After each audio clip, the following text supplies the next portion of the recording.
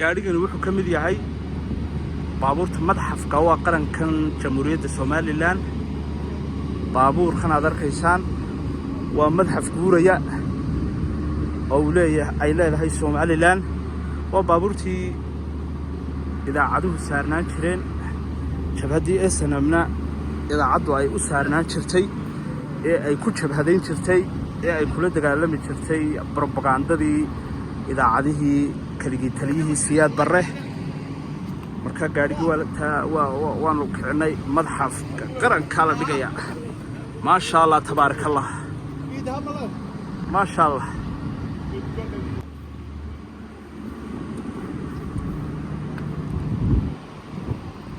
odaygani waa abwaan guray. abwaan soo dhawow gaadhigan bal adigoo ka warramaya. waa madxaf guuraya, bal inooga warbixi maxaa lagu xusuusan karaa?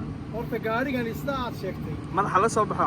horta gaadhigan sida aad sheegtay haa, waa madxaf guuraya. haye waxa maanta chance u helay oo ku guuleystay wasiir cali madaxan oo wixii horumarintii iyo waxqabadkiisii ay ka mid noqotay oo nasiib u yeeshay inuu gaadhigii intaas oo sano fadhiyey maanta kiciyo oo istaagno oo laga yaababa inuu aydhiin mayda iyo xusuusta iyo sanadaadka dambe uu waddada inoo maro. gaadhigan wuxuu xambaarsan yahay taariikh weyn oo Soomaaliland leedahay.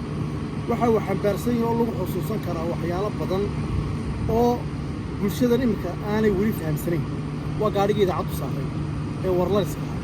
kollay dee aniga xagga waxaa iga khabiirsan dee khubaradii joogtay xilligaa iyo raggii joogay, laakiin waa taariikh aad u culus oo faahfaahinteedoo keliya cilmi tahay.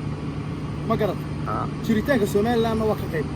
gaadhiga waxaan maqlay gurayow in madxafka qaranka la geyn doono oo dadku halkaa ku daawan doonaan oo uu meelaha mari doono. xusuustiisa waxaa ka mid noqon doonta in isagoo abaaday dib loo istaaray.